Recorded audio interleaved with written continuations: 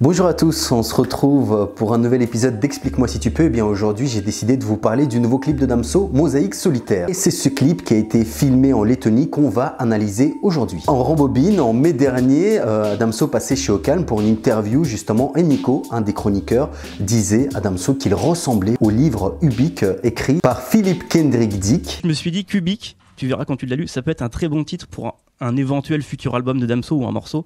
Et c'est un livre qui est un grand classique de la littérature de science-fiction sorti en 1969. Et on a pu remarquer que Damso s'est beaucoup inspiré de ce livre dans ce clip-là, donc Mosaïque solitaire. Et ça prouve également aussi que Damso s'inspire énormément de son environnement pour créer son œuvre. Pour la petite histoire d'inspiration, lors de notre première interview avec Damso, eh bien ce dernier avait dit ça. Genre, imaginons si je dis, je sais pas moi, l'amour rend aveugle parce que j'éjacule dans tes yeux.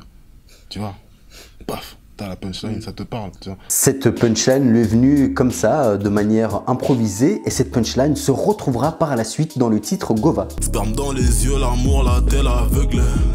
Allez, revenons à nos moutons maintenant et nous allons parler justement du lien entre le livre et le clip. Je vous dis, accrochez-vous parce que là, ça va saigner du nez de partout. Alors, c'est un peu chelou, mais le livre se situe dans un univers super évolué où des gens ont la capacité de lire dans la tête des gens ou de voir l'avenir. Glenn Runciter, qui est l'un des personnages principaux du livre et qui serait Damso, est un agent anti-psy qui a une firme bien spéciale pour lutter contre ces esprits qui lisent dans les têtes des gens. À un moment donné, dans le livre, le mec est envoyé sur la Lune. Il part avec 11 personnes donc là-bas, mais à un moment donné, il se rend compte que c'est un guet-apens. Il meurt dans une explosion là-bas sur la Lune et c'est là que toute l'histoire commence. Le premier point, ce sont les gens en semi-vie. Dans le livre, les gens qui meurent ne meurent pas tout à fait puisque physiquement ils sont morts, mais cérébralement ils sont encore en vie. C'est-à-dire qu'ils vivent dans des morgues et leurs proches peuvent venir les voir et discuter avec eux, leur expliquer l'évolution du monde, etc. Donc physiquement ils sont morts, mais cérébralement ils existent encore et ils évoluent, ils vivent quelque part dans un monde parallèle, dans un imaginaire infini. Bon, j'avoue, c'est un petit peu chelou, mais c'est de la science-fiction. Dans le clip Mosaïque solitaire, on peut voir des personnes décédées qui commencent à reprendre vie. Souvenez-vous, à un moment donné, des gens ont des trucs sur la tête un peu chelou, on dirait c'est Canal+ brouillé, mais ça n'a rien à voir. Ça peut symboliser le cosmos ou l'infini dans lequel évoluent les gens en semi-vie, donc ce monde un petit peu parallèle, un petit peu bizarre. Deuxième point, l'apparition de Runciter partout. Runciter, souvenez-vous, c'est Damso. Dans le livre, Runciter, que l'on croyait mort, en fait, ne l'est pas vraiment. Ses collègues qui sont partis à sa recherche, en fait, voient sa manifestation un petit peu partout. Ils le voient à la télé, ils le voient à la radio, ils le voient même sur des pièces de monnaie. Quant à Damso, eh bien, il apparaît aussi à travers les gens, puisque à un moment donné, dans le clip, où les gens reprennent vie, il crie à l'unisson « Damso ». C'est-à-dire que Damso, quelque part, se manifeste à travers les autres. Ça voudrait aussi symboliser quelque part que Damso vit en chacun de nous tous. Jusqu'ici, ça va. D'ailleurs, dans le livre, Runciter laisse un message sur un mur à ses collègues en disant « Je suis vivant, c'est vous qui êtes morts ». Ce qui est bien sûr assez paradoxal parce qu'en fait, on le croit mort alors que ses collègues sont en vie. Quant à Damso, eh bien, dernièrement, il sortait le titre « Mort ». Et puis sur Instagram aussi, on le voyait sur un lit de mort, quelque part en semi-vie. Semi-vie, rappelez-vous, c'est le premier point que j'ai abordé. Hein. Semi-vie, c'est pas la moitié de vie, quoi. Hein.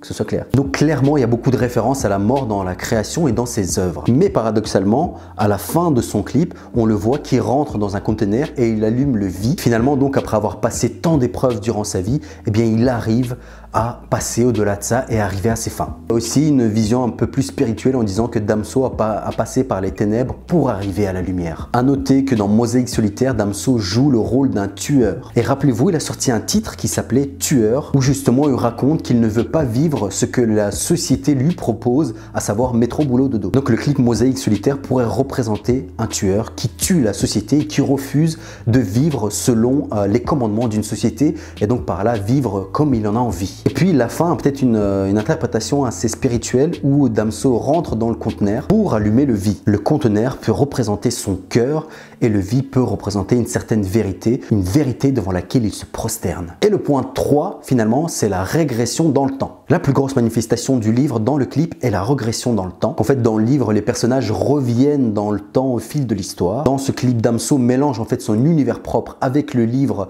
tout en faisant un truc assez original, puisque dès que se casse le sablier, il revient dans le temps avant que les personnages soient tués. Ensuite, il repart dans le temps avant qu'une personne le tue. D'ailleurs, le changement d'instru de Mosaïque Solitaire se prête bien au jeu puisque à chaque changement de temps, l'instru en fait change également. Et le sablier avec les graines de sablier font bien sûr un clin d'œil au clip graines de sablier. J'aimerais pouvoir le manier, trouver les graines du sablier. En gros, à travers ce clip, Damso vit dans une fiction film gangster pour y parler de lui-même et de ce qu'il vit au fond de lui. Il n'y a pas que le livre Rubik qui apparaît dans le clip de Damso, puisque Damso fait aussi référence au peintre surréaliste René Magritte. Rappelez-vous, Damso se retrouve face à un miroir et le reflet qui se dégage de lui-même n'est pas son reflet, mais le derrière de sa tête. Cette scène illustre l'œuvre La reproduction interdite de René Magritte. Un clin d'œil déjà parce que René Magritte est belge.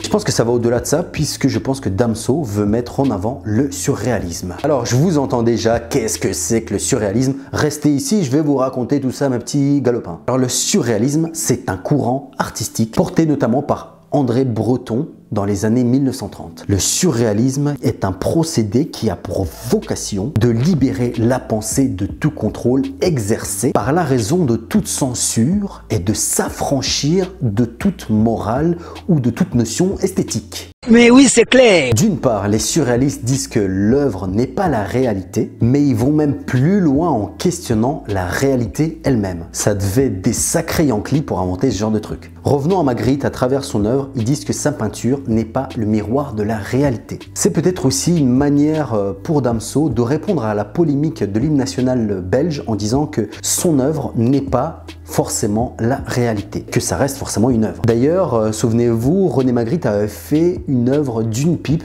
en disant ceci n'est pas une pipe, et il disait que ce n'était pas une pipe, c'était la représentation d'une pipe, ce qui n'était pas la même chose. D'ailleurs, dans le morceau Tueur, Damso dit je suis fatigué de leur vision de la réalité. Du coup, Damso, à travers son œuvre, toute son œuvre, questionne la réalité de la réalité. Mais oui, c'est clair. J'espère que ça va, vous inquiétez pas, on va faire du collage après. Bref, il y a sans doute d'autres manières de donner du sens à ce clip puisque Damso est un personnage très dense, mais je pense que l'inspiration du livre Ubik et l'œuvre de René Magritte ne sont pas anodins dans ce clip. Mes petits galopins, si vous avez aimé cette vidéo et que vous ne saignez pas encore du nez, eh bien je vous invite à liker la vidéo, à vous abonner bien sûr et à laisser des commentaires pour donner votre interprétation de ce clip.